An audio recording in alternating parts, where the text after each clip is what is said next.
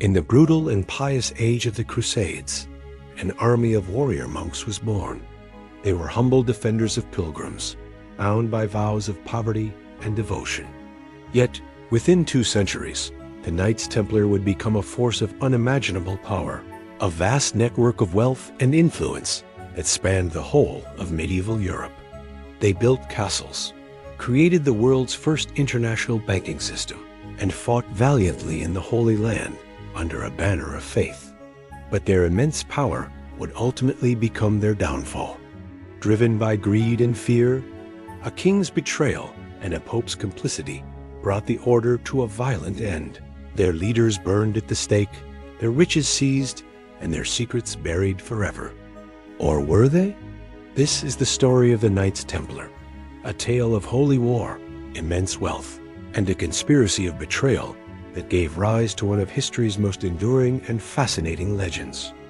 The First Crusade, a bloody and brutal struggle for control of the Holy Land, concluded in 1099 with the capture of Jerusalem. But the victory was precarious. The newly established Crusader kingdoms were fragile outposts in a hostile land, and the journey for Christian pilgrims from Europe to the Holy City remained perilous. The roads were infested with bandits and raiders who preyed on the devout, leaving them vulnerable and unprotected. In this chaotic and dangerous landscape, a new kind of warrior was desperately needed. Men who were not only fierce fighters, but also humble servants of God. In 1119, a small group of 9 French knights, led by a nobleman named Hugues de Payens, came together with a simple and radical idea. They swore solemn vows of poverty, chastity, and obedience, just like monks, but they did not retreat from the world. Instead, they pledged their lives to a single purpose: to protect pilgrims on their journey to the Holy Land.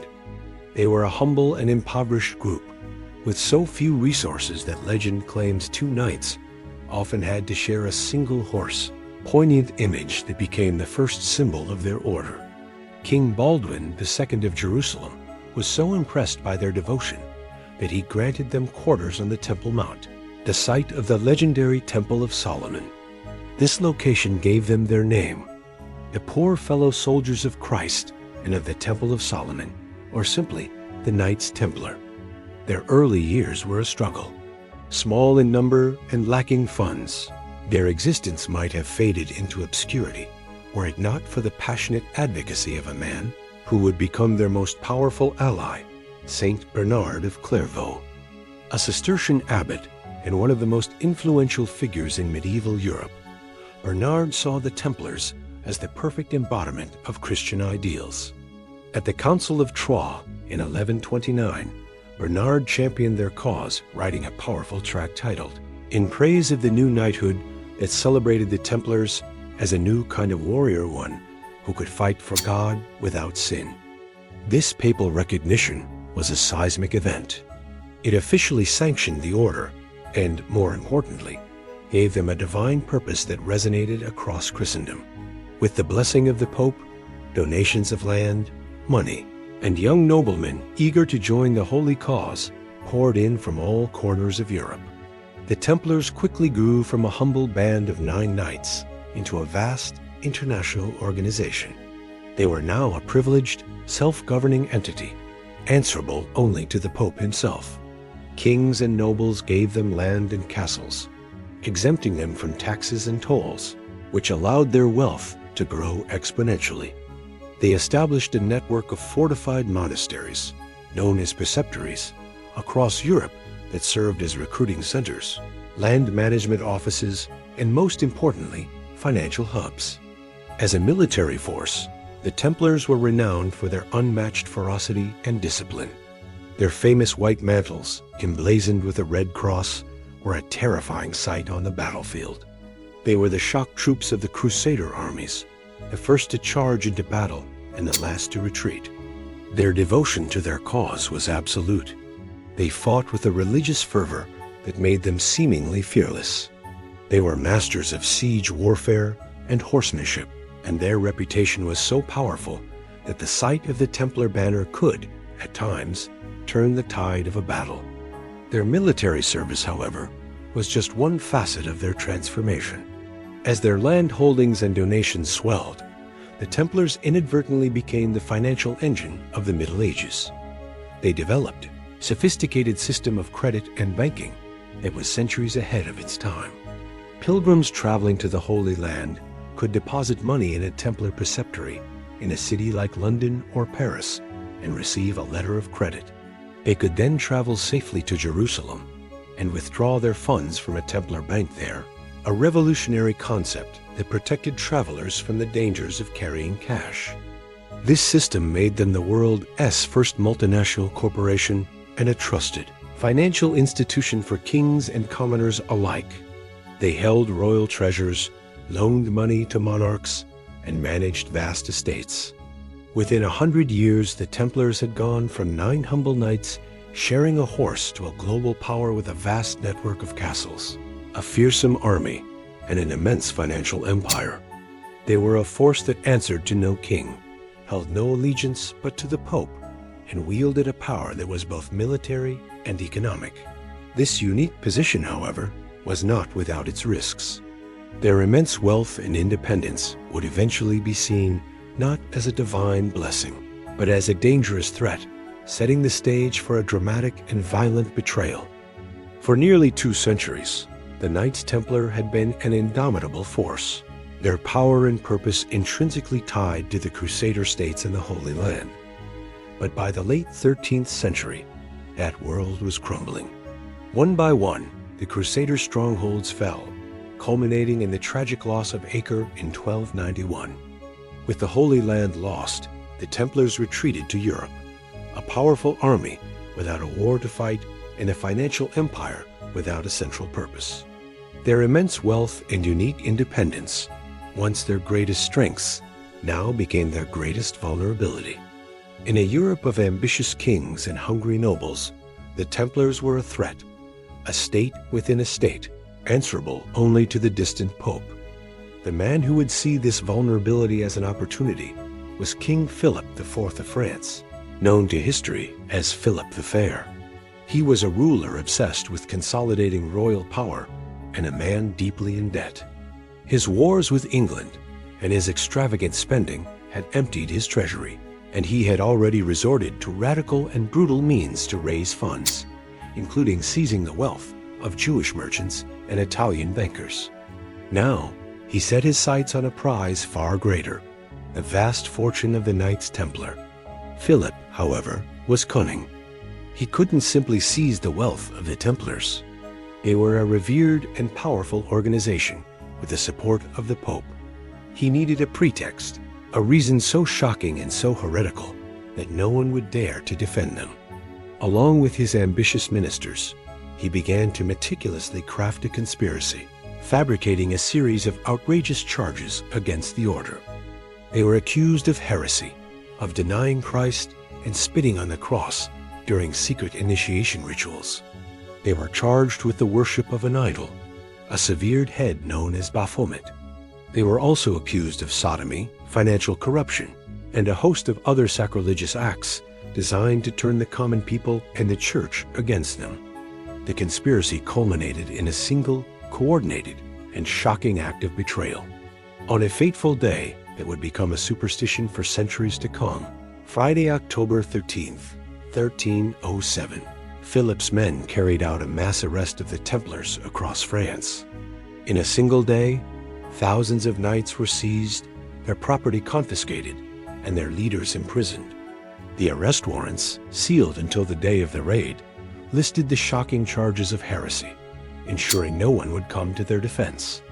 The world looked on in disbelief as the most trusted and revered holy order in Christendom was suddenly declared an enemy of God. To prove the charges, Philip's men resorted to the most brutal and inhumane methods of the age. Templars were subjected to relentless torture, including the rack, thumbscrews, and being roasted over slow fires. Under this unimaginable suffering, many of the elderly and broken knights confessed to the false charges.